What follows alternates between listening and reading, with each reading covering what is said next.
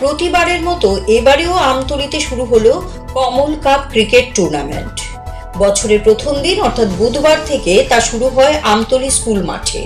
এর উদ্বোধন হয় বিধানসভার উপাধ্যক্ষ রামপ্রসাদ পালের হাত ধরে। বেশ সাড়া জাগিয়ে শুরু হলো কমল কাপ ক্রিকেট টুর্নামেন্ট। এবার নিয়ে সপ্তমবারের মতো এর আয়োজন করা হয়।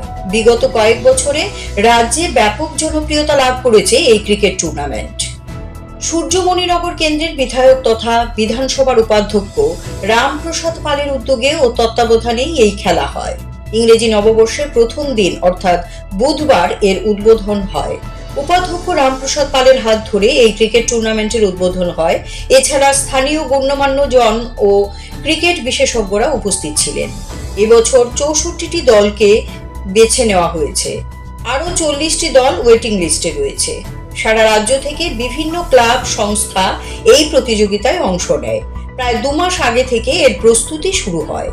যুবাদের খেলাধুলায় উৎসাহিত করতে এবং তারা যেন বিপথগামী না হয় তার জন্যই এই আয়োজন বলে জানান রামপ্রসাদ।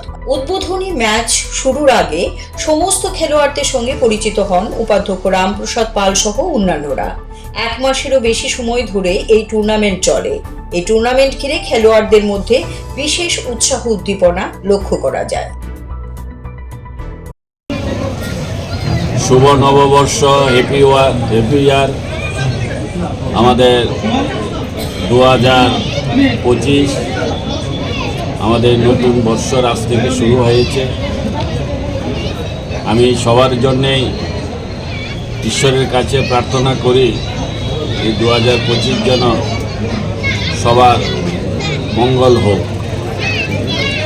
আমরা প্রতি বৎসরেই আমাদের এই 18 সূর্যমণিনগর এলাকায় এই আমতলী স্কুল গ্রাউন্ডে কমল কাপ ক্রিকেট টুর্নামেন্ট নামে জানুয়ারির 1 তারিখ থেকে 1 মাস ব্যাপী বা 1 মাস 1 সপ্তাহ ব্যাপী এই টুর্নামেন্ট চলে।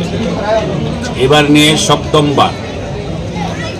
তো আজ শুরু হচ্ছে, শুভ উদ্বোধন হচ্ছে আমাদের এই কমল কাপ ক্রিকেট টুর্নামেন্ট।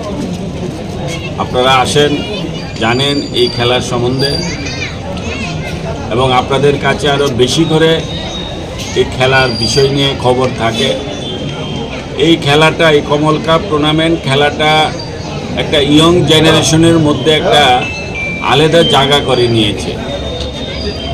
শুধু দর্শকনার্থীদের জন্য নয়, যে যারা খেলা প্রেমিক, যারা খেলা দেখতে আসে তাদের মধ্যে যেমন একটা উৎসাহ উদ্দীপনা ঝাঁপিয়ে পড়ে, তৎসঙ্গে আমাদের ত্রিপুরা রাজ্যের যতগুলি ক্রিকেট চর্চা করে, যারা ক্রিকেট নিয়ে ক্রিকেটের সাথে যুক্ত আছে, এইরকম যত ক্লাব আছে সবাইয়ের একটা ইচ্ছা থাকে এই খেলাতে অংশগ্রহণ করার জন্য।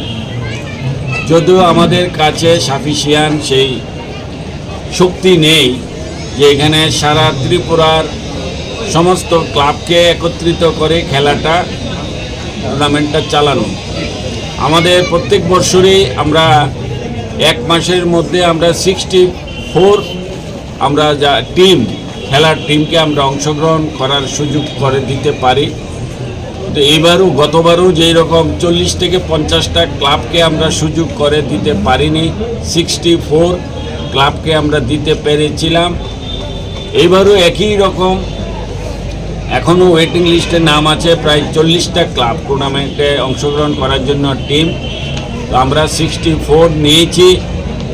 তার মধ্যে যদি কারোর কোনো অসুবিধা হয় আমরা বলেছি তাদেরকে আমরা একটা সুযোগ বা চান্স করে দেব। অর্থাৎ তাতে করে বোঝা যাচ্ছে যেই রকম যারা খেলা দেখে, যারা দর্শক, তাদের মধ্যে যেমন একটা উৎসাহের একটা। Siri TV, channel for news and entertainment.